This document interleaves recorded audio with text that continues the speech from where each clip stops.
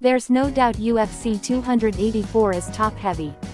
The main event is one of the most anticipated contests in the past several years as Alexander Volkanovski looks to claim Islam Makhachev's lightweight title.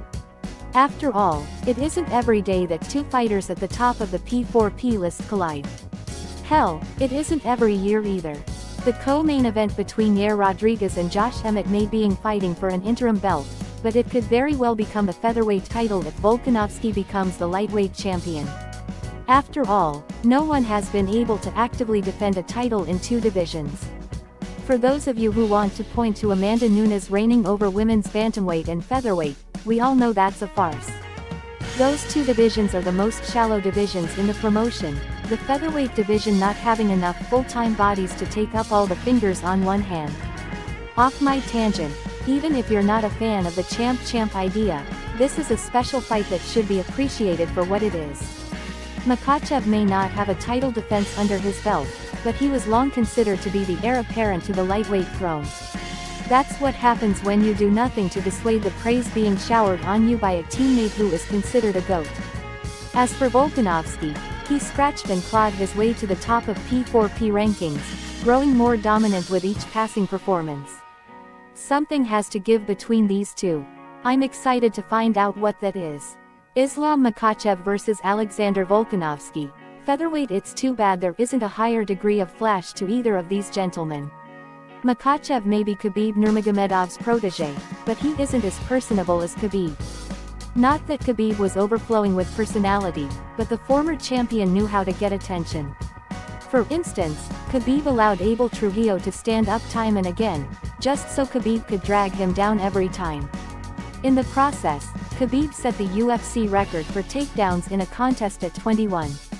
That he did so in a 3-round contest is even crazier. As for Makhachev, you won't see any shenanigans like that. There won't be any telling his opponent they must quit as counts them out. Makhachev just cares about winning. Fortunately, he's really good at that. What hurts Makhachev's marketability even more is there is no Conor McGregor at the forefront to pull him into the spotlight. While I don't see anyone arguing against Volkanovski being a better fighter than McGregor, he doesn't have the media profile of the former two-division champion possesses either. What Volkanovski has done is appeal to the MMA fanbase as opposed to the media in general. Sure, Volkanovski isn't flamboyant in his presentation, but he has beaten Max Holloway on 3 separate occasions, including their most recent contest in which Volkanovski cruised to a decision. Holloway isn't just an all-time great, he was also in his prime in each of those contests. What makes Volkanovski so good is his intelligence. It isn't that he isn't a good athlete, he is. It isn't that he isn't heavy-handed, he is. However, he isn't elite in any of those areas. Despite that, he's able to maximize his abilities and exploit his opponent's weaknesses due to him being a persistent student of the game. Plus, he's well-rounded and technical enough that there is no blatant weaknesses in his arsenal. There are criticisms that could be made here and there, as is the case with any fighter, but it is exceptionally difficult to fault his overall approach, especially given he's undefeated in the UFC.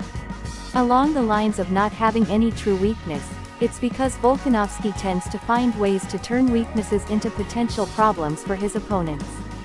For instance, though he's compact for the featherweight division, he's turned himself into an absolute brickhouse.